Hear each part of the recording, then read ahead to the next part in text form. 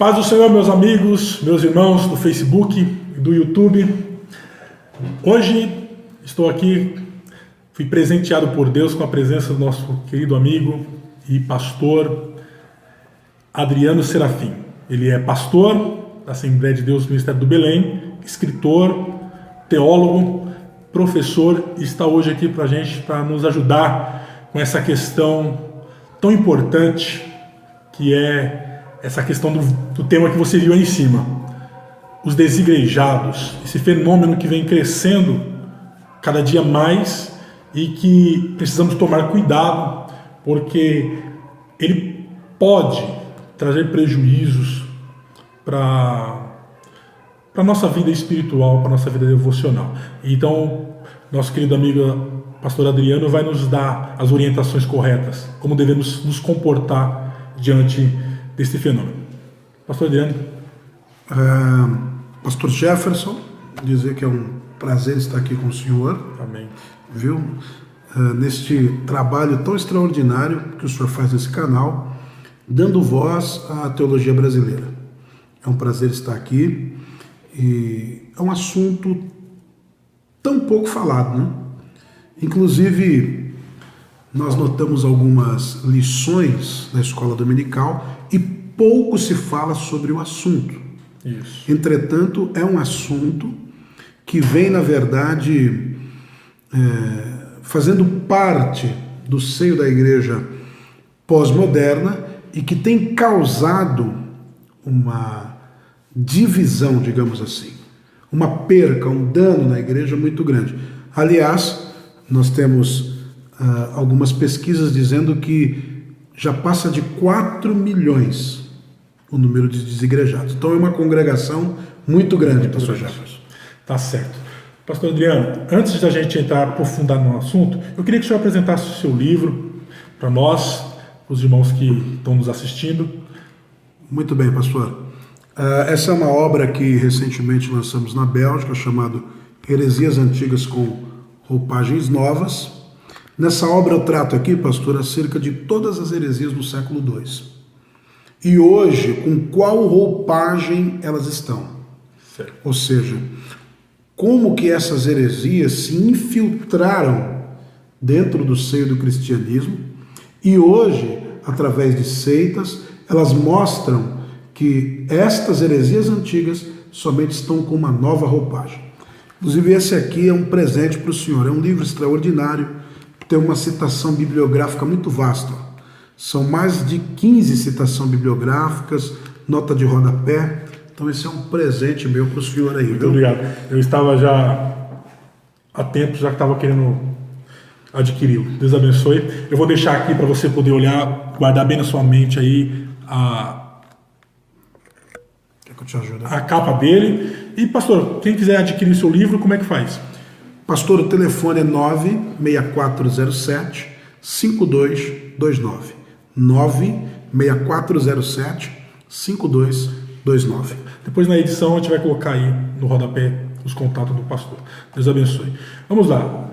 Pastor Adriano, da onde vem, qual é a origem desse fenômeno que vem crescendo aí no mundo dos desigrejados? Então, na verdade, esse termo desigrejados, ele é um termo, na verdade, falado muito popularmente. É o popular para aquele que se desinstitucionaliza. O termo teológico mesmo seria nihilismo eclesiástico. Certo. Devido à forma como a instituição faz parte da cultura dos povos, então o fato do indivíduo se afastar do convívio da instituição, ele acaba ganhando esse termo que é mais popular do que teológico. Certo. Desigrejado, devido à forma como o povo enxerga a igreja. O povo não faz a cisão entre igreja e instituição.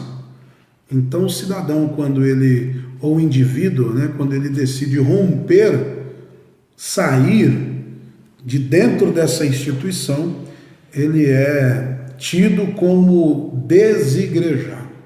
Certo. Mas já é um fenômeno antigo, não é um fenômeno de hoje. Esse fenômeno dos desigrejados se o senhor for fazer uma análise na história da igreja, ele já existe desde os primórdios da igreja. Porque a igreja teve alguns problemas, pastor Jefferson, e esses problemas ocasionaram alguns cismas. Um exemplo, nós vamos ver aqui alguns movimentos como Marcião, Ário, Apolinarismo, Nestorianismo, Donatismo e até mesmo o próprio Lutero, que rompe com a instituição e funda ou migra para um cristianismo alternativo, certo, longe da instituição. O primeiro cisma comprovado com a igreja foi o de Montano, não sei se o senhor já ouviu falar, no século II. Montano, ele dizia receber revelações diretas do Espírito Santo. Ele alegava reformar a fé cristã, e dentro desse movimento de reforma da fé cristã, ele dizia que a igreja se perdeu e que agora ele era a nova igreja, anunciando a volta de Cristo e com profecias vindas diretas de Deus e com ensinamentos dele mesmo, rompendo com o credo apostólico, rompendo com os apóstolos. E Montano foi tão extraordinário, esse primeiro cisma, esse primeiro desigrejado, porque ele ganhou fiéis. Duas moças se juntaram a eles, e uma delas era uma de suas profetisas também, que a heresia de Montano, ela conseguiu arrancar do seio cristão um dos grandes pais da igreja chamado Tertuliano, para você ter uma ideia do perigo, prejuízo que trouxe da igreja, de um desigrejado. Ele conseguiu, com as suas ideias, manipular um dos grandes teólogos da cristandade, que foi Tertuliano. Entretanto, pastor, a história da igreja, ela é um tanto que complexa, porque nós mostramos a defesa da igreja contra esses hereges. certo, Mas nós não temos os documentos dos hereges se defendendo.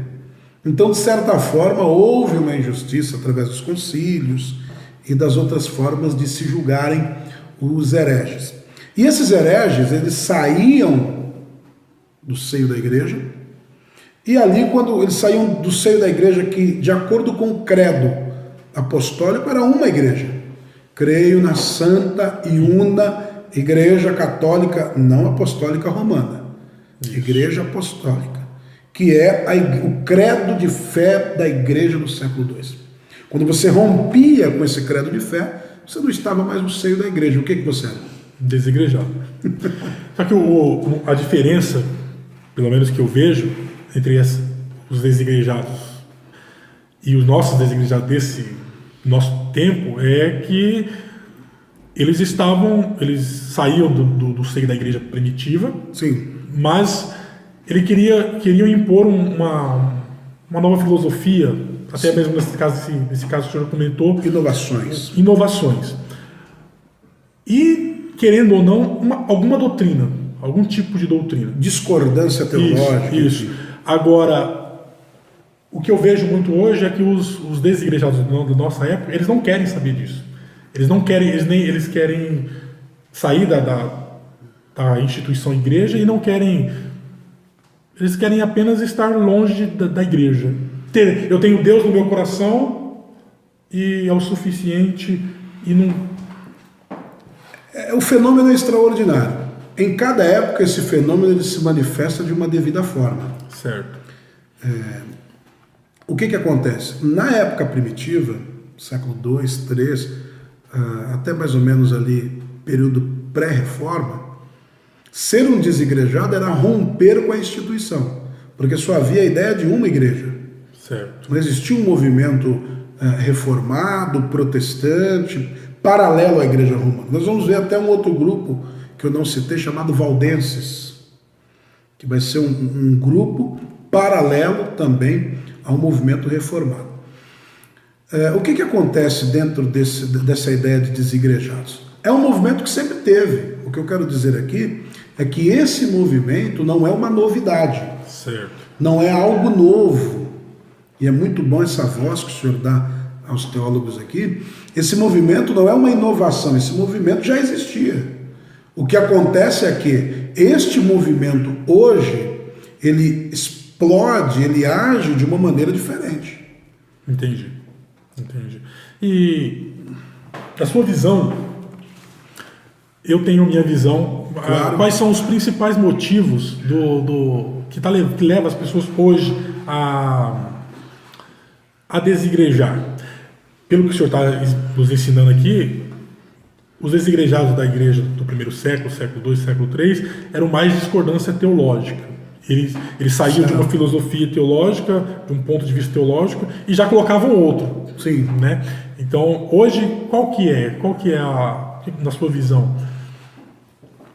Tem um teólogo alemão chamado Paul Tillich, que ele explica melhor esse fenômeno. É chamado de heteronomismo. O que é o heteronomismo? O heteronomismo é um grupo de pessoas, um ajuntamento de pessoas, e nesse ajuntamento de pessoas vai haver tiranias, devido à hierarquização, enfim, os processos institucionais e corporativos ali vão gerar uma organização, vão gerar uma tirania. Esse tirano oprime os outros ou alguém de dentro desse círculo, fazendo com que esse alguém chegue no limite dessa tirania e saia desse círculo. Entretanto, ele sai desse círculo e começa um novo círculo em torno dele. Os papéis invertem. Ele agora passa a ser o tirano que oprime aos outros deste novo círculo, chamado de heteronomismo. Geralmente, a saída da igreja no período pós-moderno se dá por diversos fatores. Certo. Há um equilíbrio, porque nós não podemos também colocar ou inserir toda a culpa no desigrejado. Deixa eu só pegar meu... Fica à vontade. Vou precisar dele aqui agora. Fica à vontade. Então a culpa não é do desigrejado. Há uma série de fatores aí. Certo. Ok? E essa série de fatores se dá das seguintes maneiras. Eu vou citar aqui algumas hipóteses. A primeira, a tirania inescrupulosa e abusiva de líderes. Isso. Nós temos no Brasil, infelizmente, algumas igrejas que têm uma posição coronelesca. O que é isso, uma posição coronelesca? É onde o líder tem um abuso, um autoritarismo sobre os demais. Certo. E isso, com o tempo, vem causando um desgaste. As pessoas não aguentam mais, né? Por quê? Porque congregar é relacionamento. Tudo na vida insere relacionamento. E congregar é relacionamento. Se você não cuidar de um relacionamento, vai haver desgastes. E, infelizmente, a tirania de alguns líderes, despreparados, tanto teologicamente, como academicamente, como também psicologicamente para lidar com o outro, acabam gerando pessoas insatisfeitas. Paul Tournier, em seu livro Mitos e Neuroses, um teólogo americano e psicólogo também, ele diz que o mal deste século é a insatisfação oculta. Então a insatisfação oculta, tanto que o Judas se suicida por conta dessa insatisfação oculta. A insatisfação oculta, ela gera no ser humano um sentimento de revolta, de cisma. Devido a essa pressão coronelesca, mágoas, angústias e traumas que vão se passando nesse relacionamento líder e liderado, faz com que automaticamente gere um cisma e essa pessoa, devido à sua angústia, à sua mágoa, o seu trauma acumulado, rompa com a ideia institucional e se torne alguém que tem trauma de igreja. Eu não digo desigrejado, trauma institucional. Segunda hipótese seria a ideia do despreparo da liderança. Porque hoje nós vivemos no mundo da informação. Eu estou falando aqui, tem pessoas pesquisando para ver se bate o que eu estou falando. Então, requer do líder um certo preparo, tanto acadêmico, teológico e também formal. para saber o que está falando. Exatamente. Como é que pode um culto em que não há a exposição da palavra de Deus? Onde há mais testemunhos, onde há mais hinos. Não sou contra os hinos, tem que se cantar os hinos, mas em uma liturgia, a liturgia é feita de momentos. Então há um momento adequado para tudo isso. Exato. E o maior tempo tem que ser a palavra. Da palavra de Deus. E uma boa palavra, né? Claro, é isso que eu estou dizendo para o senhor. Às vezes a palavra se resume a histerias e gritos, e não há exposição da palavra de Deus. E não havendo a exposição da palavra de Deus, o caráter não é gerado, não é formado, não é lapidado. Quando não há o caráter lapidado, isso faz com que esse relacionamento líder e liderado também se desgaste. A pessoa vai cansando e vai entrando uma monotonia na liturgia diária. A pessoa não vem porque vai ser sempre igual. Isso vai entrar também o principal fator e o principal culpado desse fenômeno, que é a insatisfação oculta. Certo. Vou na igreja, o pastor vai falar a mesma coisa. Então acaba criando esse grande problema. Não há uma diversificação. O terceiro ponto a se falar é a frustração. Terceira hipótese, né? Seria a frustração com a igreja mercado. A igreja mercantilista. Por quê? Essa igreja mercantilista, ela causa um abuso na fé. O que é um abuso? Acaba trazendo a ideia de que a bênção, o sagrado, o sacro, para ser acessado tem que ser pago.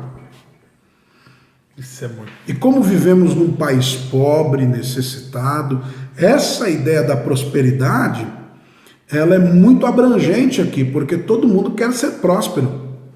É uma teologia bem americanizada, parecendo a ideia de pirâmide ou marketing multinível. É para cadeia, pessoal. Sim, mas o esquema do evangelho mercantilista, desse evangelho abusivo, é este. Você vê testemunho de pessoas que, de bom grado, de bom coração, doaram para a igreja tudo que tinha. Lembrando-nos aqui que eu não estou falando contra dízimos ou ofertas voluntárias. E isso faz parte, sim, para que a igreja se mantenha de pé. É necessário, há um gasto, há um sustento pastoral, há um custo de um aluguel ou algo do gênero, que a própria comunidade se mantenha. A comunidade protestante, nós se mantemos através de nós mesmos, não tem uma ajuda do governo, do Estado. Então é necessário a solidariedade, o bom grado, a reciprocidade e a generosidade. Mas não pode haver um abuso. Quando há este abuso, vai gerar um desgaste na geração liderado e líder. Esse desgaste é gerado porque hoje é o país da informação, hoje o mundo é informatizado. Então a pessoa vai lá e vai ver, poxa, eu não preciso pagar por isso. Não preciso pagar por isso.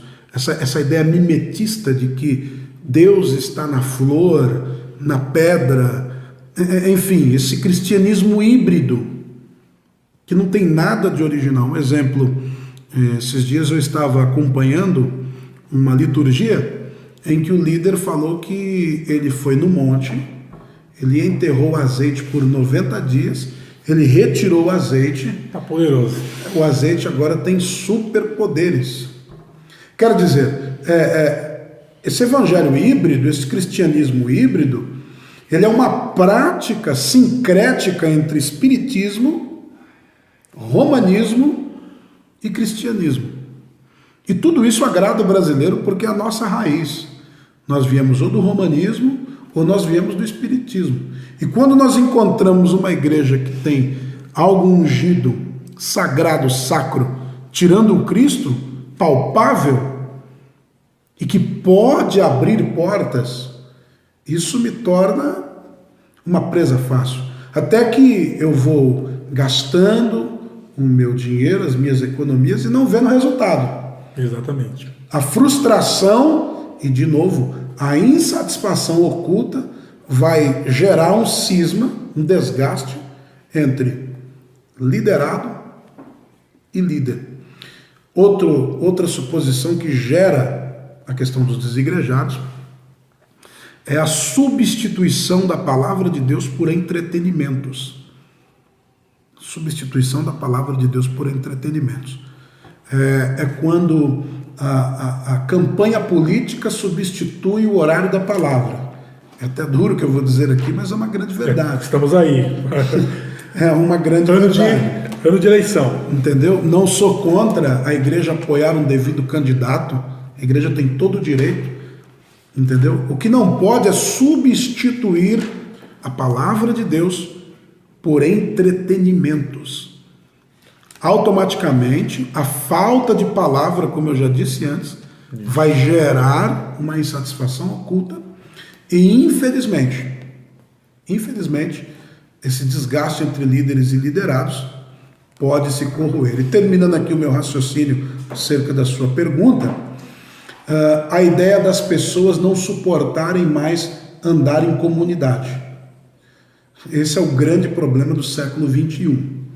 As pessoas não conseguem mais conviver em comunidade. Não se suportam mais. Não se toleram e não se suportam. O corona teve o seu lado negro, ruim e funesto. Perdi alguns amigos por conta deste vírus.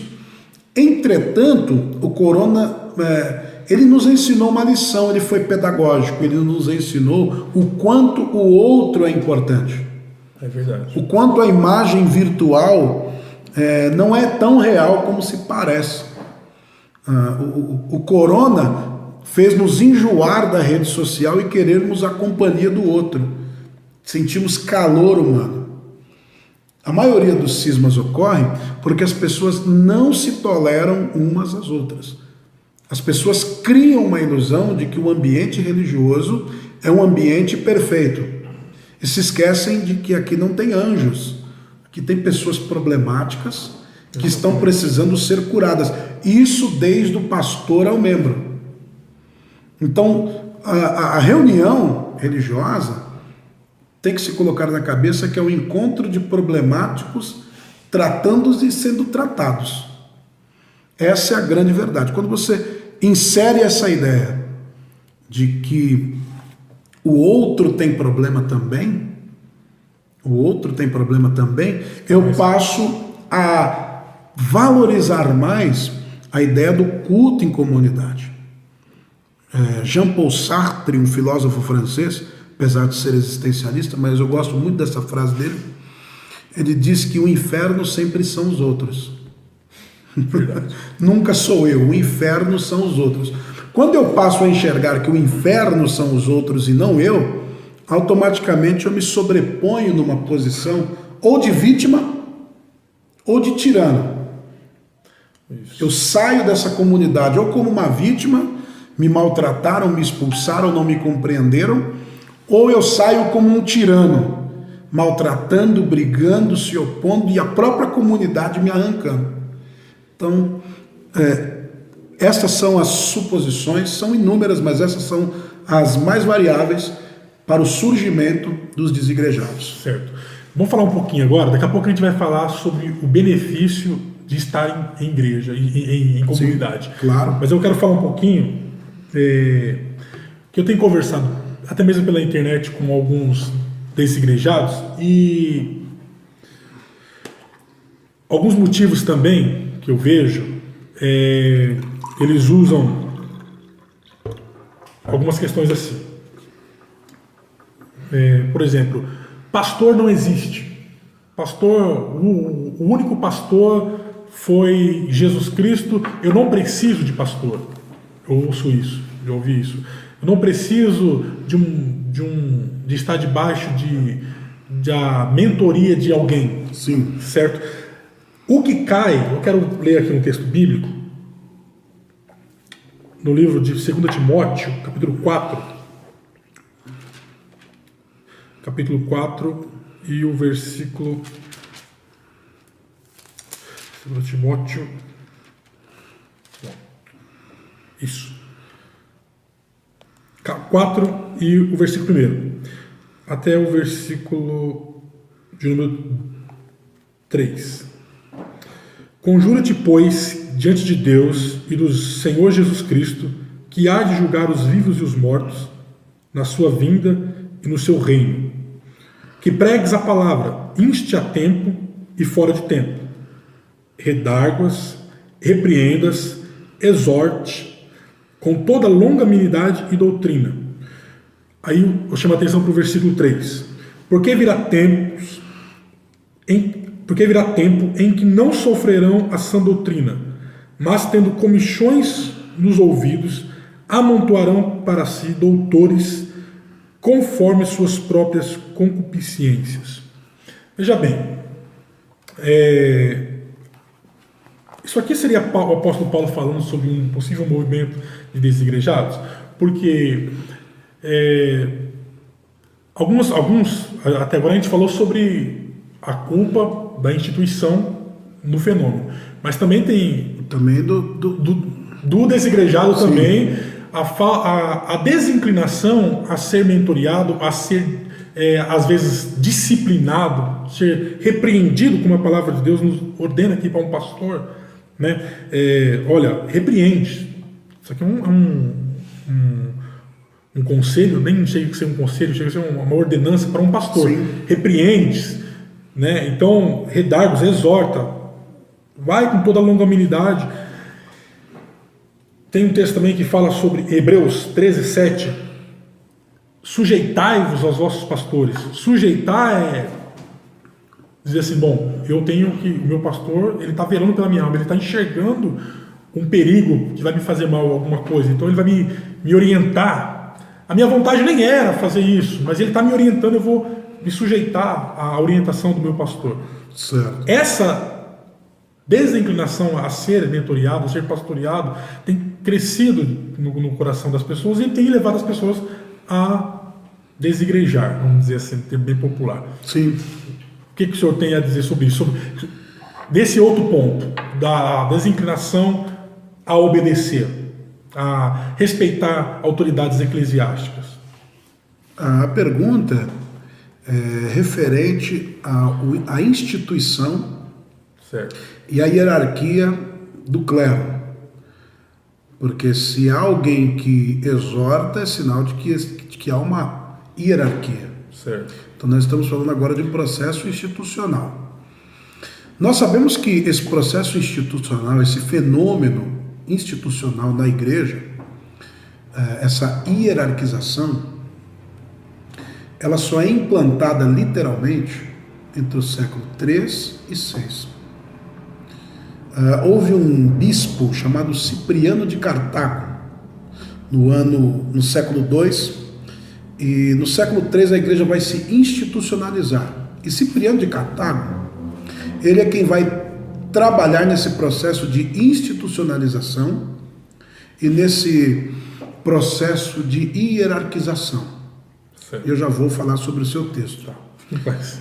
Esse processo de hierarquização funciona da seguinte maneira. O Cipriano de Cartago ele fez o seguinte: ele separou cleros de laus, povo e cleros. Ele deu superpoderes ao clero. Ele deu uma autoridade sobre o clero. Tanto que o ministro na igreja primitiva, ele era um membro tão comum como o outro. E todos os membros poderiam celebrar ceia e batismo. Cipriano de Cartago, ele separa isto e diz, olha, a partir de agora, nesse processo de institucionalização, o líder passa a celebrar batismo e ceia.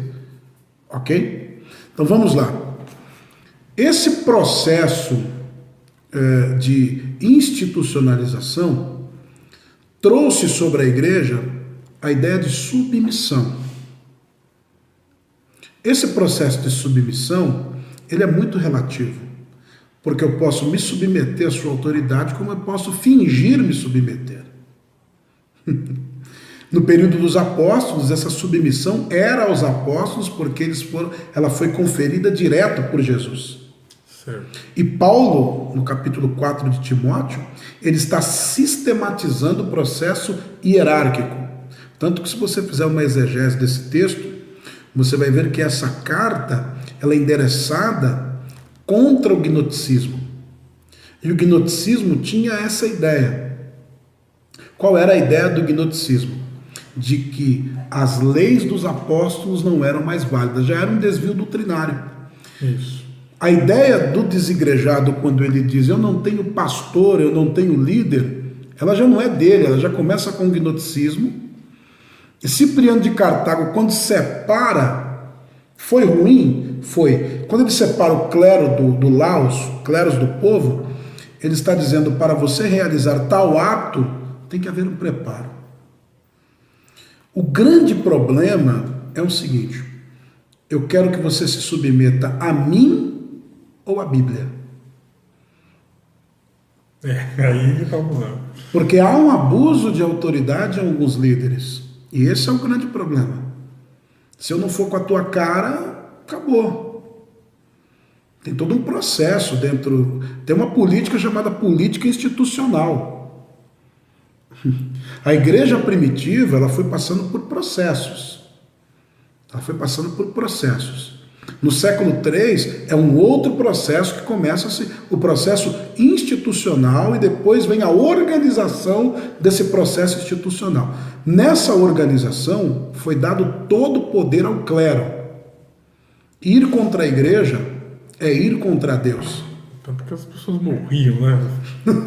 Esse era um grande problema. A igreja matava muita gente. A ideia foi boa, entretanto a concretização da ideia trouxe uma opressão, porque não importa se o pastor fala verdade ou mentira, ele fala em nome de Deus.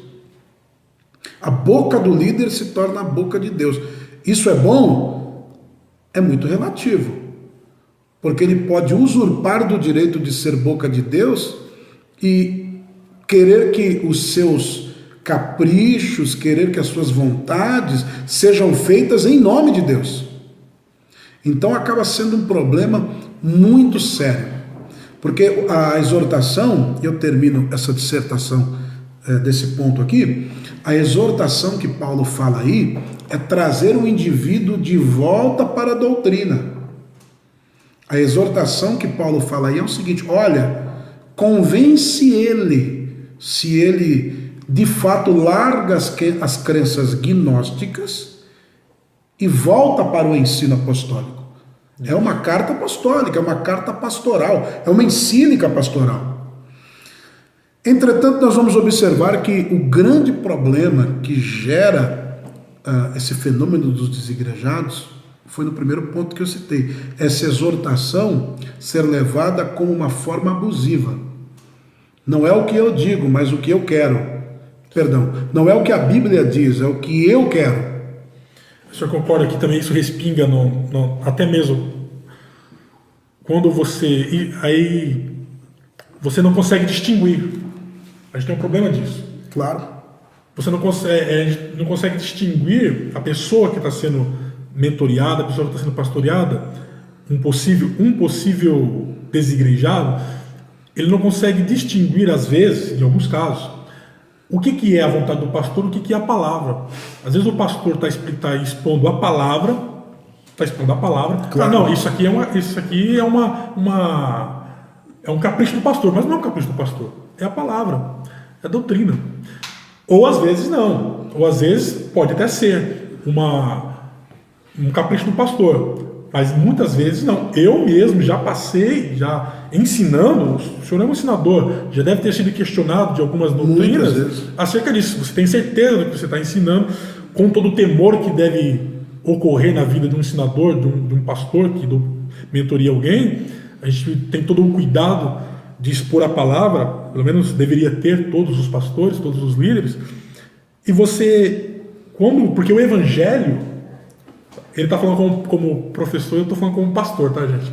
Tem essa dificuldade. E praxis essa dificuldade. Pastoral, é verdade. Exatamente. Veja bem, a gente encontra essa dificuldade de você conseguir a aceitação da palavra. Você está pregando, você está ensinando a palavra. Não, isso não serve para mim, eu não quero me submeter a isso. Não quero me submeter, isso é um abuso. Porque o evangelho, isso que eu queria dizer agora, eu perdi o raciocínio, o evangelho de Cristo é um evangelho confrontante. É um evangelho que confronta a nossa natureza. Sim. Então, o pastor, quando vai, por mais que nós somos salvos pela graça, né, tem todo a doutrina cristã, tá? Eu não estou falando de usos e costumes, não. O evangelho é confrontante. Você precisa perdoar o seu irmão. Nós falamos aqui agora que o senhor mesmo explicou que um dos pontos que leva aos desigrejados é a falta de tolerância. E a Bíblia nos ensina que devemos suportar os irmãos. Claro. E quando você chega para um membro da igreja e diz assim: irmão, perdoa o seu irmão, conversa com ele, tenta conversar, se acertar. Não vou para a igreja mais, pastor. Não fui com a carga daquela irmã, não falou comigo. E eles não se aceitam. E se você fala, não, isso não está certo, isso não está. A falta de inclinação ao perdão é um grande mal da igreja. Se o pastor fala sobre isso, está querendo ser autoritário, eu já ouvi isso. E aí a pessoa está desinclinada à palavra, não é a autoridade do pastor, não é ao capricho do pastor. Porque o evangelho é confrontante. Nossa natureza pecaminosa sempre vai nos querer levar para coisas erradas. O trabalho da igreja é através dos louvores, através da palavra, nos trazer de volta para Cristo. Isso é um trabalho que tem que haver uma certa disposição, né? Disposição. Por isso que Paulo usa na carta o escritor aos Hebreus, ele usa: sujeitai-vos aos vossos pastores. Ele vela pela sua alma. O que é velar? Ele está olhando pela sua alma. E ele está vendo o perigo. Ele está olhando. Então, se submeta a ele sabe o que é bom para você. Infelizmente, essa confiança que deveríamos ter nos líderes se perdeu devido aos abusos, está se perdendo devido aos abusos que é cometido. E eu sofro com isso. E muitos pastores que estão nos assistindo devem sofrer com isso também. Um outro ponto a ser notado nessa dissertação que nós estamos falando aqui sobre o assunto, e que é importante reiterar isso, é o choque que está havendo dentro da instituição. A figura do pastor hoje é mais como um administrador de empresas, um gestor de empresas, do que, na verdade, a ideia pastoral. A ideia pastoral, ela é menos pregação e mais ação. Santo Agostinho disse uma frase interessante: pregue o evangelho. Quando possível, use as palavras. Use as palavras. Me faz lembrar uma história que é contada, se não me falha a memória, por um historiador. Eu vou lembrar o nome dele aqui agora. Inclusive a CPAD publicou os livros dele, mas agora a minha mente está um pouco desatualizada e não faz parte do arcabouço aqui. Muito bem. Ele diz o seguinte, que João já estava velho, muito velho, já para cima dos seus 80 anos, e ele estava discursando na igreja de Éfeso, e o povo aguardava João. E todas as vezes que João vinha para o discurso era curto e rápido. Qual era o discurso? Amai-vos uns aos outros. Aí um dia um jovem se levantou e disse assim: eu estou cansado de ouvir isso, o senhor teve tanta experiência com Jesus e não fala nada, não conta para nós algo da experiência que o senhor teve com Jesus. E ele disse: quando você aprender a amar o outro, nós vamos para a próxima fase. Meu Deus do céu! Então é um pouco complexo. Essa questão pastoral, ela deveria de ser um pouco mais ao próximo. Isso não estou generalizando todos os pastores, digo alguns líderes. Eu acho que teria que haver uma função pastoral mais ativa ao outro. O evangelho ser no outro. Essa é a grande questão. Por quê? Porque você fala de amor praticando amor. Por exemplo, eu conheço líderes que são do mesmo estado, que para você pregar nesse estado, você não pode falar que pregou na igreja do outro, porque são inimigos mortais. Como que pode, então, né? como que eu vou falar de amor dentro de um ambiente desse? Então, é um amor fingido. Acaba se passando a questão da hipocrisia. Então, cabe ao líder manter a sua postura íntegra e não deixar-se cair na hipocrisia, perder a descredibilidade. E isto também desgasta a relação entre líderes e liderados. Certo. Não sei se eu vou entrar no assunto aqui. Nós temos quanto tempo? Desculpa. 25 minutos ainda temos? 15 minutos ainda temos. Tá, eu vou tocar num ponto aqui que o senhor citou na sua outra live, que eu achei muito importante. Geralmente, os desigrejados, eles são contra, você falou de um tripé, eles são contra dízimos, o senhor não falou, contra autoridades eclesiásticas, o senhor já falou sobre isso, sim, e desvaloriza os sacramentos, as coisas sagradas, batismo e santa ceia. Então esses são um tripé que caracteriza essas três coisas. São bíblicas e são legítimas? Vamos lá. Vamos começar aí pela questão do dízimo. Vai entrar na questão do abuso. Isso. Quando há o abuso, o dízimo passa a ser questionado como uma prática veterotestamentária, e aí começa toda aquela falta de interpretação, onde vai gerar insatisfação oculta. O segundo ponto aí são os sacramentos. Mas vamos deixar um pouquinho claro. É bíblico o dízimo? Bíblico, com certeza bíblico. Tá. Mas eu não dou dízimo por causa da Bíblia. Isso é uma questão minha. Certo. Só reiterando aqui, o historiador é o... Já acabei de pegar ele aqui. Minha cabeça está um pouco fraca. Como é um assunto... Eusébio de Cesareia. Tá? Eusébio de Cesareia é quem conta essa história de João. Vamos lá. E no livro 12 Homens e uma Missão também, um livro fantástico da editora Agnus para você. Vamos lá. Como negar o dízimo? Eu dou dízimo não pela Bíblia, eu dou dízimo porque eu tenho 10 dedos nas mãos. Todos os dias eu olho para minha mão e do meu trabalho tem que sair 10. É uma lembrança, é uma lei natural. Agora a Escritura mostra-nos o dízimo em Abraão. Apesar de que, se você for fazer uma analogia crítica sobre Gênesis 3, você vai ver que aquele Melquisedeque era um personagem cananeu e que ali havia todo um processo por detrás, mas enfim, Abraão foi generoso. Isso. E deu dízimo a ele. E não existia lei, então o dízimo faz parte da graça. É um conceito, né? É um conceito. Mas vamos lá. A questão do dízimo é bíblica e é neotestamentária. Porque Paulo diz assim: sede meus imitadores, como eu também fui de Cristo. Cristo era o quê? O que ele era? Nacionalidade. Judeu. E judeu é dizimista? Com certeza. E Paulo é o quê? Paulo é judeu. E ele está dizendo: me imitem. Exatamente. Então ele está dizendo: eu dou dízimo, deem também. E ele está escrevendo uma igreja gentílica. Então eu creio que o dízimo é bíblico, mas se você não crê, é uma questão pessoal sua. Entretanto, os abusos, a má administração do que está sendo feito com o dízimo, a falta de transparência. Eu conheço pastores que têm uma transparência fantástica. Já outros não têm tanta transparência assim. Acaba levantando questionamentos.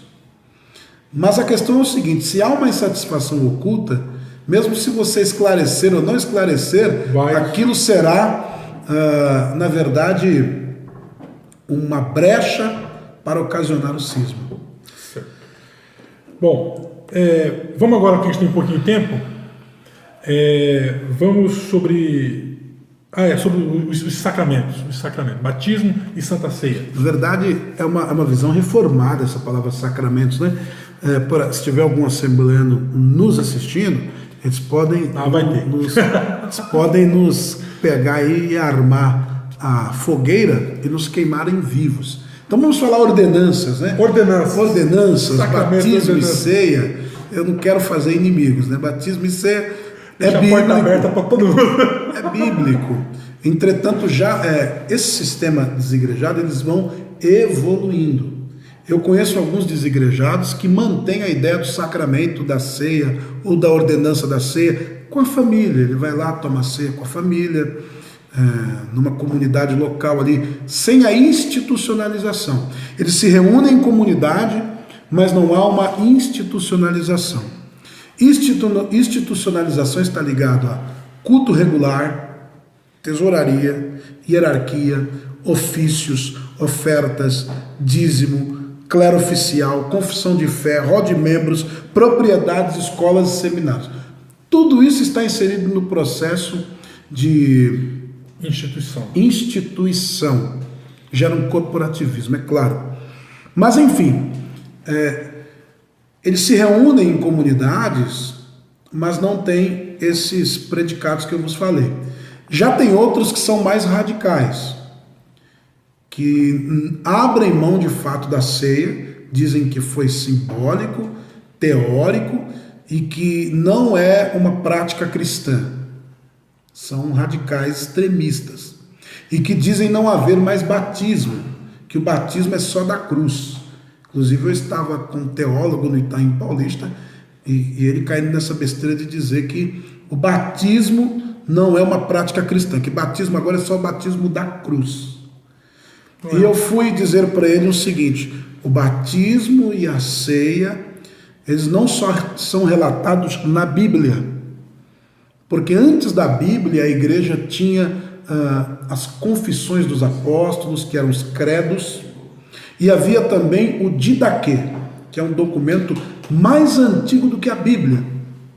Olha só. E na Didaquê nós vamos ver o ensinamento, as confissões dos apóstolos.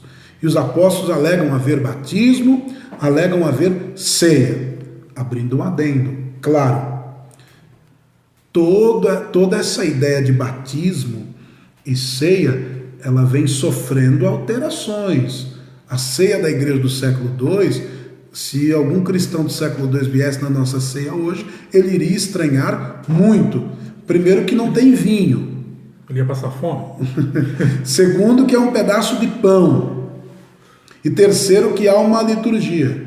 Não havia liturgia, era uma festa. Era um banquete comemorativo e, através dos anos, vai se havendo inovações. Um exemplo, se um cristão do século IV e V viesse no nosso batismo, ele iria estranhar. Porque o tanque batismal era em forma de um útero, isso era a lei da igreja. Hipólito, um dos pais da igreja, chega a citar isso. Justo Gonzalez, em um de seus livros, cita isso, História da Igreja Cristã. Ele cita isso, que o tanque batismal era como um útero representando o novo nascimento. Ele iria estranhar. Que coisa, né? Ele iria estranhar, mas é bíblico e é também dentro da tradição da igreja, o sacramento e a ceia. Mas é bom nós vermos como esse fenômeno dos desigrejados, nós temos que olhar com um olhar mais crítico e vermos como se discernem, como se divergem os desigrejados. Certo. Nós temos pouco tempo, mas ainda é o suficiente. Eu queria que o senhor falasse um pouco a respeito dos benefícios de estar em igreja, né? Quando a pessoa de estar em igreja, de estar em comunidade. Sim. O que o indivíduo que deixa de estar congregando numa igreja, do que ele está abrindo mão, né? O perigo que ele corre, ele se expõe um pouco, né? Como um soldado. Ainda que seja possível um soldado entrar num campo de batalha sozinho, quando você está com um batalhão é muito mais fácil. Um cuida do outro, né? Eu tenho essa visão, claro. Eu acho isso muito mais importante. Queria que o senhor falasse um pouco sobre isso, para nós poder estarmos encerrando o assunto. Eu gostaria de iniciar essa dissertação sobre essa temática com uma frase de São Bernardo de Claverall. Gosto muito, para quem gosta de ler sobre as cruzadas, foi um monge francês, o cérebro da igreja medieval, São Bernardo de Claverall. Ele diz: se temos a Deus por pai, é necessário termos a igreja por mãe. Então a importância da igreja, quando diz igreja, não é só a instituição, é a comunidade. É a comunidade. Uma das grandes alegações dos desigrejados é: Jesus não construiu templos. A igreja primitiva não construiu templos. Por dois motivos. Primeiro, porque eram pobres. E segundo, por quê? Porque a ideia judaica era centralizada no Templo de Jerusalém. Logo após vai acontecer um fenômeno chamado ocidentalismo, que é quando começa o movimento de missão. Posteriormente vem Paulo sistematizando, hierarquizando, trazendo todo o processo institucional, trazendo todo o bojo teológico para a igreja, enfim. Daí sim começa a ideia de templo. Mas templo não era uma coisa faraônica como nós imaginamos hoje. O primeiro templo a ser construído, pastor, nós temos uma informação aqui através de um livro, e até o nosso ouvinte, até o nosso telespectador, ouvinte, estou pensando que eu estou na rádio, acostumado com rádio, né? Isso foi uma inovação fortíssima. O nosso telespectador Cristianismo Pagão, de um autor chamado Frank Viola. Esse livro é muito bom para você que quer saber o pensamento de um desigrejado. Cristianismo Pagão. É um livro barato, vai custar em torno de R$19. Ele cita que um dos descobrimentos arqueológicos mais recentes foi de uma igreja chamada Dunas Európeas, na moderna Síria. Essa igreja ela é do século II, do ano 232 depois de Cristo. Então você já vê que 30 anos depois do século II já se havia um ajuntamento cristão, porque a igreja não tinha dinheiro para comprar, usufruir de um templo, porque eram pobres. Isso. Eram judeus marginalizados. E agora está aderindo ao cristianismo pessoas que também são de outras crenças pagãs. Então o cristianismo está bem híbrido. Aí vem Paulo ensinando, mostrando, sem contar as heresias gnósticas que estão inseridas no meio. Então o local privado, o primeiro local privado, marque aí para você responder a um desigrejado, a Casa de Dura. A Casa de Dura Európeas, na moderna Síria, ano 232, e a fonte que eu te falei foi um local acomodado e privado para os cristãos se reunirem em comunidade. Reunir-se em comunidade é muito bom. Por quê? É terapêutico. Conviver com pessoas é bom. Você adquire experiências. E conviver com pessoas também pode ter suas frustrações. Eu defino a igreja, pastor, dissertando esse assunto, como um pensamento de Schopenhauer. Schopenhauer ele cita um pensamento muito importante. Ele cita o seguinte: houve um período na Terra que porcos espinhos precisavam atravessar de um ponto a outro do hemisfério. E o que é que eles fizeram? Eles se juntaram numa manada e foram. Entretanto, era muito frio, era a época glacial. Para fugir do frio, eles tinham que ir de um ponto a outro. E o grande problema era que nessa caminhada, eles tinham que se unir para não morrer de frio. Só que eles eram porcos espinhos. Então, quando o frio apertava, eles se uniam, eles se espetavam e se largavam. Isso é comunidade. Não concordamos, mas precisamos um do outro. Então, você que tem o seu filho, é muito bom o processo de mentorização. Isso é fundamental. O processo de disciplina da igreja. Eu até estava comentando com o senhor, é pecado ser desigrejado? Não. É perigoso. Você não tem um mentor, você não tem o culto em comunidade, acaba gerando um conformismo, acaba gerando na pessoa uma independência e acaba gerando na pessoa falta de interesse pela palavra de Deus, porque não há exposição. Mesmo você lendo o texto todo dia, não há exposição. Lembra do negrão abençoado, o etíope, que falou: eu estou lendo, mas Não tem quem expor, não entendo. Então é necessário ter um mestre, é necessário ter um pastor. Igreja sem teologia é uma igreja morta. É necessário a função do teólogo. Em uma igreja é necessário o pastor, é necessário o evangelista, é necessário o mestre, é necessário o profeta e é necessário o apóstolo, que é o emissário. Então, tudo isso são benefícios do culto em comunidade. Me ensina a ser mais amável, me ensina os princípios de tolerância, me ensina os princípios de conviver e respeitar o limite do outro, e me ensina o princípio de convivência, me ensina o princípio de honra à comunidade local. Então, o culto em comunidade é muito importante. Amém. Bem, meus queridos, essa agradável noite recebemos aqui o nosso pastor Adriano Serafim, pastor, teólogo, escritor. Recentemente esteve na Europa, está pensando em voltar para lá. Novembro. Vai voltar em novembro? Novembro estamos lá, pastor. Que benção. Setembro, perdão. Estou empolgado aqui, pastor. Setembro. Tá certo. E está aí, Deus está levando o nosso irmão para ensinar a palavra e nos abençoar com esses inúmeros, essas inúmeras informações que se perdem no tempo, mas graças a Deus tem homens como o Senhor que vai sempre guardando para nós e nos expondo. Pastor, fala de novo o seu telefone para quem quiser te convidar para ministrar no congresso, fazer uma palestra.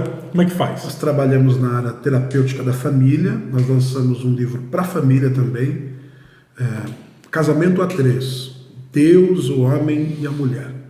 É muito importante para você, o Cordão de Três Dobras. Nós trabalhamos na área apologética, que é o livro aqui que eu presenteei o pastor Jefferson, fazemos conferência tanto na área da família, como na área apologética, como com avivamentos também.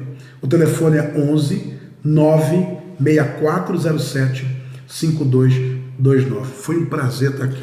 Eu que agradeço a sua disponibilidade. Bela companhia. Muito obrigado pela disposição e pedir a Deus para nos dar mais outras oportunidades de estar juntos, gravando de novo, que vai ser muito bom. Em nome de Jesus. Deus abençoe você que assistiu. Deixe esse like aí no nosso vídeo, se inscreve no canal aí para você ficar atento, receber as notificações de inovações que nós vamos estar trazendo aqui para o nosso canal. Amém? Deus abençoe a todos, fiquem com Deus. Com Deus, meus irmãos.